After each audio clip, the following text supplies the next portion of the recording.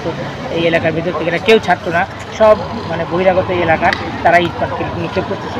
তাদেরকে পরিস্থিতি শান্ত করার আমরা চেষ্টা করছি। এমনিতে সাধারণ জনতা কেউ আহত আছে? সাধারণ জনতার মধ্যে একটি বাচ্চা আপনারা দেখেছেন, তাকে আমরা নিজেরাই কোলে করে তুলে তাকে আহত অবস্থা হাসপাতালে দিয়েছি, তার চিকিৎসা প্রথমে আছে। তারা পুলিশের উপরে এই যে আপনার রাস্তায় ইতিমধ্যে দেখতে পাচ্ছেন লাখে লাখে তারা ইট পাটকেল পুলিশের উপর নিক্ষেপ করতেছে। পুলিশ সদস্যরা অনেকেই ইতিমধ্যে আপনারা আহত দেখেছেন। তো তারা ঘটনা শুরু হয়েছে, তারা জোরপূর্বক বিশ্ববিদ্যালয় ক্যাম্পাসের ভিতরে প্রায় 300-400-র মতো তারা বহিরাগত লোকজন দুষ্কৃতিকারী তারা ইট পাটকেল নিক্ষেপ করে শাহজালাল বিশ্ববিদ্যালয়ের মধ্যে প্রবেশ করার চেষ্টা করে।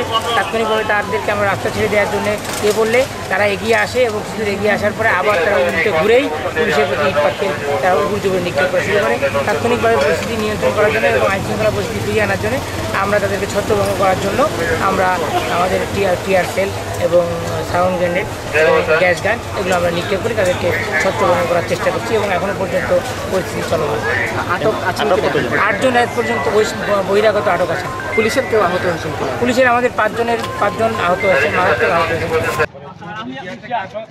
আমার মা মরিয়ে গেছে আর আমার মা আমি বিহার থেকে আসি, আল্লাহ আমি বিহার থেকে আমি ওখান থেকে ফোন দিয়ে দিলাম আমার বাড়িতে আমদু দিয়ে ঢুকাই না জানো স্যার প্লিজ স্যার আমি যদি বিয়া কায়া তখন তো স্যার আমার মা কোথায় এখন মাটি কত নিয়ে কইলাম স্যার বাবা দাও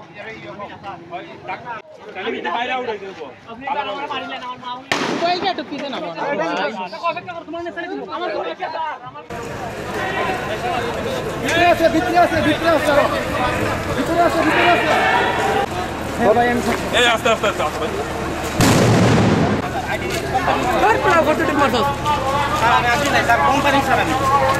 স্যার কোম্পানি স্টাফ